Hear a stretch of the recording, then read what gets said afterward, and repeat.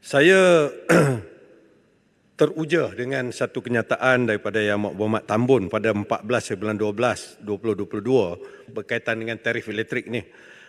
Yang Berhormat Tambun mengatakan bahawa kerajaan tidak berhasrat untuk membebankan rakyat dengan kenaikan tarif elektrik.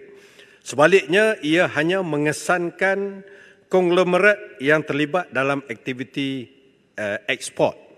Namun demikian, Yang Berhormat Menteri, pada masa yang sama, Suruhanjaya Tenaga ST telah mengeluarkan satu kenyataan bahawa kerajaan mengenakan kenaikan surcharge ICPT sebanyak 20 sen per kilowatt jam, yang mana sebelumnya hanya 3.7 sen 1 kilowatt jam.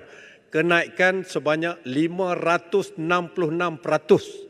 Jadi persoalan saya, bagaimana Kementerian NRECC tanpa tenaga sekarang, tenaga dah macam tak penting, energi tak ada.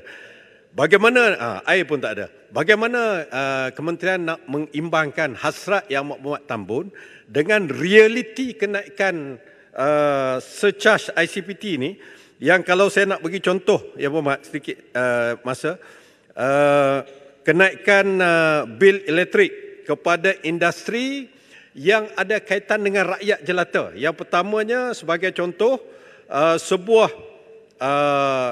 shopping center, retail shopping center, sekarang ini bil dia hanya 74,000, dengan kenaikan ICPT ini menjadi 88,000, 18%. Banyak lagi lah yang hampir 20%.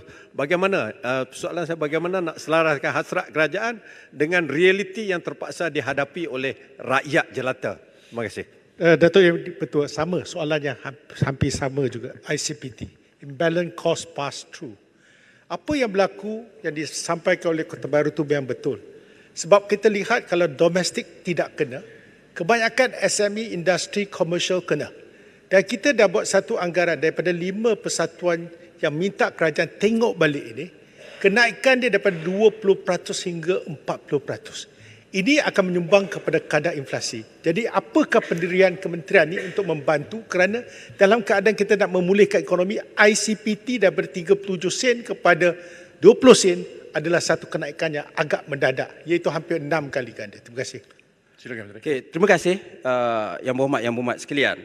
Pertama, kita kena maklum bahawa kalau kita berada di negara yang tidak ada subsidi, ya, sebagai contoh di Singapura, harga pasaran elektrik mereka totally driven by market forces. Ya, mereka ada bagi subsidi secara targeted, secara berasingan. Jadi bila di negara kita, ya, kita ada kerangka ICPT untuk menetapkan tarif harga. Pertama. Kedua ialah kita masih lagi melindungi, kita kekalkan kadar yang sama bagi pengguna-pengguna domestik hatta T20. Dan itu pun bagi saya satu perkara yang kita perlu fikir semula di masa hadapan, kerana bila kita bercakap soal tarif untuk T20 juga, mereka sepatutnya kalau mereka boleh dapat gaji yang besar, mereka kena bayar tarif yang lebih kompetitif. Tetapi untuk M40 dan B40, saya setuju bahawa kita perlu lindungi mereka. Dan kedua, kalau kita bercakap tentang pengguna bukan domestik, ya, pengguna bukan domestik yang terutamanya yang menggunakan high and medium voltage, bermakna mereka adalah operasi-operasi yang besar. Saya setuju ada beberapa syarikat yang terkesan, misalnya syarikat utility. Itu bagi kesan pada rakyat, dan dalam kitaran ICPT yang akan datang, kita akan bagi kadar yang lebih baik kepada mereka. Yang saya boleh sebut di sini ialah bahawa kita tidak boleh meneruskan corporate subsidies. Di ekonomi kita, korporat mendapat keuntungan yang lebih besar berbanding dengan kadar gaji dan sebagainya, dan antara isunya ialah corporate subsidies yang kita benarkan, kita berikan selama ini. Jadi kita kena beralih kepada subsidi secara bersasar, dedicated, targeted subsidies yang memberi manfaat kepada rakyat secara langsung. Sebab dia ada beberapa perkara lagi. Pertama ialah soal energy efficiency yang kita akan juga gubal perundangan untuk perkara tersebut. Sekarang bila kadar tarif lebih tinggi, syarikat-syarikat kena kaji cara yang lebih efisien untuk menghasilkan sesuatu produk.